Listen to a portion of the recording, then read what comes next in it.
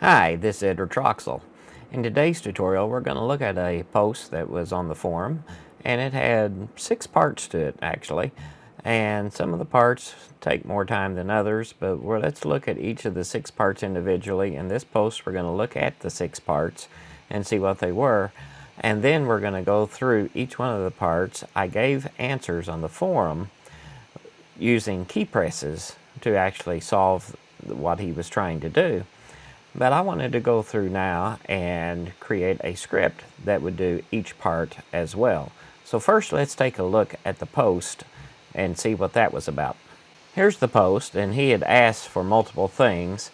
First of all, he wanted to select all events on all tracks, then group this selection, then select all events after the cursor, then split the events on all tracks at the cursor, and then group all events on all tracks after the cursor, and then move the group after the cursor right for a few seconds. So you can see I gave answers here to do each one of these individually using key presses. But how do we do it by using a script?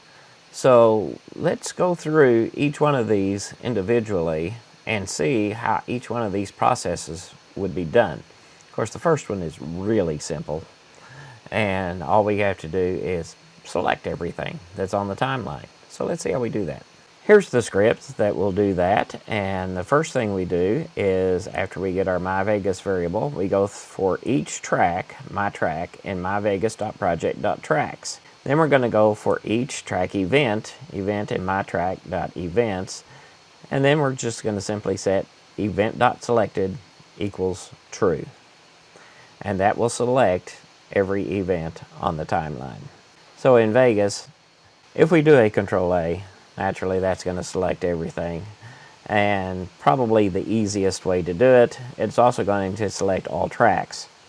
If we do a Control-Shift-A, it will deselect everything, including all tracks. So say we wanted everything selected without selecting the tracks, you could actually run this script. And now every event on the track is selected, so if we move anything, everything will be moved, and none of the tracks themselves are selected. So that was part 1. Part 1 was really simple to do. Very little code involved.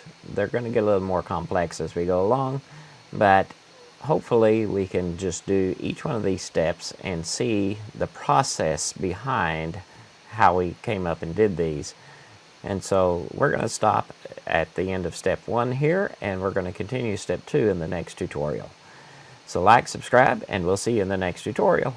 Please sign up at www.JETDV.com and subscribe on YouTube to get further notifications on when new videos are presented.